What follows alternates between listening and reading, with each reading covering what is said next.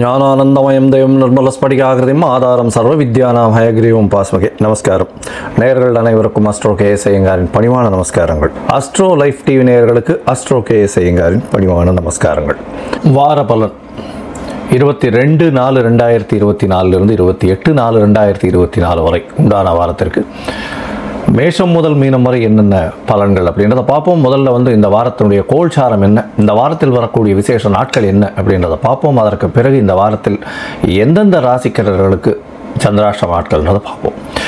இந்த வாரத்தின் கோல்சாரம் அப்படின்னு எடுத்தோமேனா காலபுருஷ தத்துவத்தின் முதல் ராசியான மேஷ ராசியில் குரு பகவானும் சூரிய பகவானும் இருக்கிறார். கன்னியில கேதுவும், கும்பத்தில் சனி செவ்வாய், மீனத்தில் புதன் சுக்கிரன் மற்றும் ராகு, இந்த 3 கிரகங்கள். சந்திர பகவான் அதிவேகமாக செல்லக்கூடியவர். இந்த வாரத்தில் பார்த்தேனால் இந்த வாரத்தில் ஹஸ்த நட்சத்திரம், அதாவது கன்னியா ராசியிலிருந்து மூல நட்சத்திரம் வரலும் போகிறார், அதாவது தனுசு ராசி வரலும் போகிறார். இந்த வாரத்தில் வரக்கூடிய பெயர்ச்சிகள் அப்படின்னு சொல்லக்கூடியது பார்த்தேனால் 22ஆம் தேதி அன்னைக்கு செவ்வாய் கும்ப ராசியிலிருந்து மீன ராசிக்கும், 25ஆம் தேதி அன்னைக்கு சுக்கிர பகவான் மீன ராசியிலிருந்து மேஷ ராசிக்கும் போகிறான். இது இந்த வாரத்தினுடைய கோல்சாரம். இந்த வாரத்தில் வரக்கூடிய விசேஷ நாட்கள் அப்படின்னு பார்த்தோமே ஆனால் 23ஆம் தேதி, அதாவது செவ்வாய்க்கிழமை அன்னைக்கு பௌர்ணமி. இந்த பௌர்ணமியினுடைய விசேஷம் கள்ளழகர் ஆற்றுல இறங்கிறது பெரிய விசேஷம். அதாவது மதுரை மாநகரமே மிகப்பெரிய விழா கோலம் பூண்டு இருக்கக்கூடிய காலகட்டம். தண்ணியை ஒருத்தருக்கு பீச்சி அடிக்கிறதும் கள்ளழகர் ஆற்றுல இறங்கிறது பெரிய விசேஷமாக கொண்டாடப்படுறது. மீனாட்சி சுந்தரேஸ்வரர் கல்யாணத்தை போய் பார்க்கறதுக்கு போகக்கூடிய கள்ளழகர் ஆற்றுல இறங்கி போகிறார். அது தவிர பௌர்ணமி அன்னைக்கு வாஸ்து நாள் அப்படின்னு சொல்லக்கூடியது. வாஸ்து புருஷன் கண் விழிக்கும் நாள். கார்த்தால 8:04 8 மணி 4 நிமிஷத்திலிருந்து 9:34, அதாவது 1.5 மணி நேரம் 90 நிமிஷம் இருக்கக்கூடிய காலகட்டம். வாஸ்து புருஷன் கண் விழிக்கும் நேரத்தை வாஸ்து நாள் அப்படின்னு சொல்லக்கூடியது. இந்த நாளில் எந்த விதமான தோஷமும் இன்றி நீங்கள் மனை பூஜை செய்கிறது, அதை தவிர வாசக்கால் நடுறது, குளம் வெட்டுறது, கிணறு வெட்டுறது, வாசல் பந்தல் போடுறது, புது மனை கிரகப்பிரவேசம் பண்ணுறது, அதை தவிர மனைக்கு அடுகோல் ஊன்றது, அதை தவிர பில்டிங் கட்டுறதுக்கு புதுசாக கையெழுத்து போட்டுக்கிறது, இதெல்லாம் இந்த 23ஆம் தேதியான செவ்வாய்க்கிழமை காலை 8 மணி 4 நிமிஷத்துலேருந்து 9 மணி 34 நிமிஷம் வரலும் இருக்கக்கூடிய வாஸ்து புருஷன் கண் விழிக்கும் நாளில் பண்ணலாம். அதுவும் எந்த நேரத்தில் பண்ணலாம் இந்த 90 நிமிஷத்துலையும் அப்படின்னு பார்த்தோம்னா 5ஆக பிரிச்சிருக்கா, 18 நிமிஷமாக பிரிச்சிருக்கா. வாஸ்து புருஷன் கண் விழித்து தன்னுடைய அதாவது காலை கடன்களை முடிக்கக்கூடியது முதல் 18 நிமிஷம்.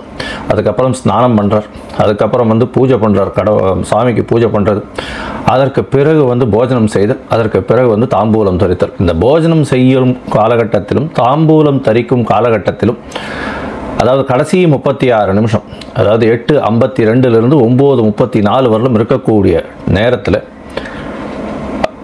இந்த வாஸ்துக்கு உண்டான பூஜைகளை பண்ணுவீர்களே ஆனால் அந்த காரியம் நிச்சயமாக, அந்த வீடு நிச்சயமாக நல்ல ஒரு ஏற்றத்தையும், அதாவது கடக்கால் போட்டு ஆரம்பிக்கிறீங்க ஒரு வேலையை அப்படின்னா அது நிச்சயமாக நல்லபடியாக முடியக்கூடிய வாய்ப்புகள் நிச்சயமாக உண்டு. இந்த வாரத்தில் பார்த்தாலேயானால் 24ஆம் தேதி அன்னைக்கு திரிதினஸ்பிறகு அப்படின்னு போட்டிருக்கும். அதாவது ஒரே ஒரு திதி 3 நாட்கள் வர்றது, இல்லைன்னா 3 திதி 1 நாட்களில் வர்றது திரிதினஸ்பிறகுன்னு சொல்லக்கூடியது. அது கரிநாள்னு சொல்லுவாள். இன்னைக்கு 24ஆம் தேதி அன்னைக்கு பிரதமை திதி 3 நாட்கள் வருது. அதாவது முதல் நாள்லேயே பிரதமை ஆரம்பிச்சுடுறது. சூரியன் உதயத்துக்கு முன்னாடியே பிரதம ஆரம்பிச்சுடுறது. சூரியன் உதிச்சு 60 நாழிகையும் இருக்குது. அதுக்கு அடுத்த நாளில் 1 நாழிகை 2 நாழிகை இருக்குது. அதனால் 3 நாள் கணக்கு வர்றதுனால திரிதினஸ்பிறகுன்னு பேர். இந்த நாளில் 24ஆம் தேதி அன்னைக்கு கரிநாள்னு போட்டிருக்கும். எந்த ஒரு சுபகாரியங்களும் பண்ணாமல் இருக்கிறது நல்லது. இந்த வாரத்தில் பார்த்தேனால் 27/4/2024 சதுர்த்தி, சங்கட ஹர சதுர்த்தி, அதாவது தேய்பிறை 4ஆம் நாள். அதாவது வளர்பிறையிலும் தேய்பிறையிலும் வரக்கூடிய 4ஆம் நாள் வந்து சதுர்த்தின்னு விநாயகருக்கு மிகப்பெரிய விசேஷம். இதில் தேய்பிறையில் வந்து சங்கடங்களை போக்கக்கூடியது, வளர்பிறையில் வர சதுர்த்தின்னு சொல்லக்கூடியது. வளர்பிறையில் அதாவது இப்போ தேய்பிறை போகிறதுனால தேய்பிறை 4ஆம் நாள்ன்றதால சங்கடங்களை போக்குறதுக்கு வேண்டிக்கிறது, தங்களுடைய கஷ்டங்கள் போக்குறது வேண்டிக்கிறது, எல்லா விஷயங்களும் சொல்கிறத வந்து சங்கட ஹர சதுர்த்தி அப்படின்னு சொல்லுவாள். பிள்ளையார் கோயிலுக்கு போயிட்டு ஒரு 9 பிரதட்சணம் பண்ணிட்டு தோப்பு கண்ணம் போட்டு ஒரு தேங்காய் உடைச்சிட்டு வர்றதன் மூலியமாக உங்களுக்கு உண்டான எல்லா விதமான பிரச்சனைகளும் போகும். 28ஆம் தேதி அன்னைக்கு வராக ஜெயந்தி அப்படின்னு போட்டிருக்கும். இந்த வாரம் மொத்தமே பார்த்தாலேனா நல்ல ஒரு ஏற்றத்தோடு செல்லக்கூடிய வாரம். இந்த வாரத்தில் சந்திராஷ்டம அதாவது ராசிகள் எதுன்னு பார்த்தோம்னா கும்பம், மீனம், மேஷம், ரிஷபம் இந்த 4 ராசிகளுக்கு சந்திராஷ்டம். சந்திராஷ்டமம்னா உங்களுடைய ராசிக்கு 8ஆம் இடத்தில் சந்திர பகவான் இருக்கக்கூடிய காலத்தை சந்திராஷ்டமம்னு சொல்கிறோம். மதிகாரகன் மறைந்து இருக்கக்கூடிய காலகட்டத்தில் தவறான முடிவுகள் எடுக்கக்கூடும். அதனால் முடிஞ்சவர்களும் எந்த ஒரு புதிய முடிவுகளும் எடுக்க வேண்டாம், வெளியூர் வழிவான பிரயாணங்கள் வேண்டாம்னு சொல்கிறோம். ஒருவேளை எடுக்க வேண்டிய கட்டாயத்தில் இருந்தால் சந்திர பகவானுக்கு உண்டான எளிய பரிகாரம் அப்படின்னு சொல்லக்கூடிய அருகில் இருக்கக்கூடிய நீர்நிலைகளில் போய் ஒரு 10 குடம் தண்ணி கொண்டு வந்து பிள்ளையார் கோவிலில் போய் கொட்டிட்டு வாங்க, பிள்ளையாருக்கு சேர்த்துட்டு வாங்க. அபிஷேகத்துக்கு நல்ல ஒரு ஏற்றமும் மாற்றமும் உங்களுக்கு வரும். இந்த வாரம் உங்களுக்கு இந்த அஸ்ட்ராலஜிக்கல் கன்சல்ட் தேவைப்பட்டதே ஆனால் நீங்கள் என்னுடைய மொபைல் நம்பர் கீழே ஸ்காலிங்கில் போயிட்டுருக்கோம். நீங்கள் எனக்கு ஃபோன் பண்ணுங்க. உங்களுடைய date, time, place of birth, name, உங்களுடைய பேரண்ட்ஸ் நேம் வந்து அனுப்பி வைங்க. என்னுடைய கட்டணம் என்னன்னு சொல்கிறேன். அதற்கு பிறகு உங்களுக்கு அப்பாயின்மெண்ட் தரேன். அதற்கு ஏற்ற மாதிரி நம்ம வந்து உங்களுடைய பிரச்சனைகள் என்னன்றதை பார்த்து சந்தி இருக்கா, தசா சந்தி, நட்சத்திர சந்தி, லக்ன சந்தி ஏதாவது இருக்கான்றதையும் பார்த்துட்டு உங்களுடைய தசாபுக்தி அந்தரம் சூக்ஷ்மம் எப்படி இருக்குன்றதை பார்த்துட்டு இன்றைய கோல்சார பிரகாரம் என்னென்ன பலன்கள், எதனால் பிரச்சனைகள்ன்றதை பார்த்துட்டு எளிய பரிகாரம் என்ன அப்படின்றதையும் சொல்கிறேன். இப்போது மேஷம் முதல் மீனம் வரை 22/4/2024 28/4/2024 வரை உண்டான வாரத்திற்கு என்ன பலன்னு பார்க்கலாம். துலாம், சித்திரை, சுவாதி, விசாகம் இந்த 3 நட்சத்திரம் 9 பாதங்களை கொண்ட ராசி. ராசியின் அதிபதி அப்படின்னு சொல்லக்கூடிய சுக்கிர பகவான் ராசிக்கு 6ஆம் இடத்துல உச்சம் பெற்று போயிருக்கிறது பெரிய விசேஷம்.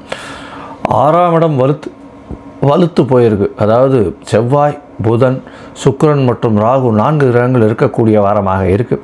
இந்த வாரத்தில் பார்த்தோம்னா செவ்வாயும் குருவும் பரிவர்த்தனை யோகத்தில் 6ஆம் அதிபதி 6ஆம் இடத்துல ஆட்சி பெற்றதற்கு சமமாக இருக்கக்கூடிய காலகட்டம். உங்களுடைய ராசிக்கு 6ஆம் இடம் வலுத்து போயிருக்கிறதுனால் அதாவது எந்த ஒரு போட்டியையும் நீங்கள் வெற்றி பெறக்கூடிய வாய்ப்புகள் நிச்சயமாக உண்டு. உங்களுடைய ராசிக்கு 5ஆம் இடத்துல சனி பகவான் இருக்கிறதுனால புதிய பதவி, புகழ், அந்தஸ்து, கௌரவம்லாம் வரக்கூடிய வாய்ப்புகள் நிச்சயமாக உண்டு. அதாவது உங்களுடைய வீட்டில் புதிய வரவு உண்டு. குழந்தை பிராப்தி ஏற்படக்கூடிய பாக்கியம் உண்டு. திருமணத்திற்கு ஆகாதவர்கள் திருமணத்துக்கு பார்த்து கொண்டிருப்பவர்களுக்கு கண்டிப்பாக திருமண பாக்கியம் ஏற்படக்கூடிய பாக்கியம் உண்டு. உங்களுடைய ராசிக்கு 11ஆம் அதிபதியும் 7ஆம் இடத்துல இருக்கிறதுனால பார்ட்னர்ஷிப் பிஸ்னஸில் பெரிய ஏற்றம் கிடைக்கக்கூடிய வாய்ப்பு உண்டு.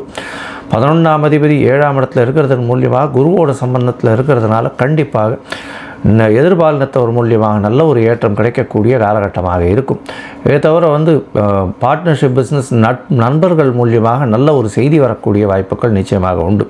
உங்களுடைய ராசிக்கு 9-12 அதிபதியானவர் புத பகவான் நீச்ச பங்கம் பெற்று ராஜயோகத்தை கொடுக்கக்கூடிய காலகட்டம். இதன் மூலியமாக வெளிநாடு, வெளியூர் போகணுன்னு, படிக்கிறதுக்கு போகணுன்னு பார்த்து கொண்டு இருக்கக்கூடிய மாணவர்களுக்கெல்லாம் நல்ல ஒரு யோகம் கிடைக்கக்கூடிய காலகட்டமாக இந்த வாரம் அமையிறது. இந்த வாரத்தில் பார்த்தோம்னா அதிவேகமாக செல்லக்கூடிய கிரகமான சந்திர பகவான் உங்களுடைய ராசியின் 10ஆம் அதிபதி அப்படின்னு சொல்லக்கூடியவர் உங்களுடைய ராசிக்கு 12ஆம் இடத்துல கேதுவோட சம்பந்தத்தில் இந்த வாரத்தை ஆரம்பிக்கிறார். 22/4/2024 23/4/2024 காலத்தால் 9:30 மணி வரலும் இருக்கக்கூடிய சந்திர பகவான் சிறு சிறு செலவுகளை கொடுப்பார். அதை தவிர வந்து உங்களுடைய சொந்த ஊர் கிராமத்துக்கு போய் இந்த கோவில் போய் பார்த்துட்டு வர்றதுக்கூடியது வாய்ப்புகள் நிச்சயமாக இருக்கும். அதை தவிர சித்தர்கள் பீடத்திற்கு போயிட்டு வர்றதும், உங்களுடைய மடாதிபதிகளை போய் சேவிச்சுட்டு வர்ற காலகட்டங்களாக இந்த வாரம் அமைய போகிறது. உங்களுடைய ராசியிலேயே சந்திர பகவான் வரார். குருச்சந்திர யோகம் அமைகிறது. உங்களுடைய ராசிக்கு 10ஆம் அதிபதி ராசியில் இருக்கிறதும் உங்களுடைய ராசிநாதன் 6ஆம் இடத்துல இருக்கிறதுனால புதிய கடன் வாங்கி தொழிலில் அபிவிருத்தி பண்ணக்கூடிய வாய்ப்புகள் உண்டு. திடீர் பண யோகம் வரக்கூடிய வாய்ப்புகள் உண்டு. தொழிலில் பெரிய ஏற்றம் கிடைக்கக்கூடிய வாய்ப்புகள் நிச்சயமாக உண்டு. உங்களுடைய ராசிக்கு 2ஆம் இடத்துல சந்திர பகவான் போகிறார். அதாவது 10ஆம் அதிபதி 2ஆம் இடத்துல தனஸ்தானத்தில் போய் உட்கார்றதும், தனஸ்தான காரகன் வந்து உங்களுடைய ராசியில் பார்க்குறதும், காரகனோடு சேர்ந்து தனஸ்தான அதிபதியும் வந்து உங்களுடைய ராசிக்கு 6ஆம் இடத்துல இருக்கிறதும் புதிய கடன் வாங்கக்கூடிய வாய்ப்புகளை கொடுக்கும். தொழிலில் பெரிய அபிவிருத்தி ஏற்படக்கூடிய வாய்ப்புகள் இருக்கும். குடும்பத்தில் நல்ல நிம்மதி இருக்கக்கூடிய காலகட்டமாக இருக்குது. இது 28ஆம் தேதி கார்த்தால ஒரு 8:30 மணி வரணும் சந்திர பகவான் உங்களுடைய ராசிக்கு 2ஆம் இடத்துல இருக்கார். அதற்கு பிறகு சந்திர பகவான் உங்களுடைய ராசிக்கு 3ஆம் இடத்துல போகிறார். 3ஆம் இடத்துல போகும்பொழுது சந்திர பகவான் குரு பகவான் பார்க்குறது பெரிய விசேஷத்தை கொடுக்க போகிறது. இதன் மூலியமாக இளைய சகோதரத்திற்கு பெரிய ஏற்றம் கிடைக்கும். தொழிலில் புதிய முயற்சிகள் மூலியமாக நல்ல ஒரு ஏற்றம் கிடைக்கும். புதிய உத்திகளை கையாண்டு தொழிலில் பெரிய ஏற்றம் கிடைக்கக்கூடிய காலகட்டமாக இந்த வாரம் அமைகிறது. இந்த வாரத்தில் பார்த்தாலேயானால் பொதுவாகவே இந்த வாரத்தில் பார்த்தாலேயானால் உங்களுக்கு ஒரு நல்ல ஏற்றமான காலமாக இருக்குது. ஏன்னா உங்களுடைய ராசிக்கு 6-7 அதிபதி பரிவர்த்தனை யோகத்தில் இருக்கிறதும் 9ஆம் அதிபதி வந்து உங்கள் 8-9 உங்களுடைய ராசிநாதனும் 9ஆம் அதிபதியும் வந்து உங்களுடைய ராசிக்கு 6ஆம் இடத்துல இருக்கிறதும் பெரிய ஏற்றம். இதன் மூலியமாக பணவரவிற்கு பஞ்சம் இருக்காது, பொருள் வரவிற்கு பஞ்சம் இருக்காது. தந்தையின் உடல்நிலையில் நல்ல ஏற்றம் இருக்கக்கூடிய காலகட்டம்.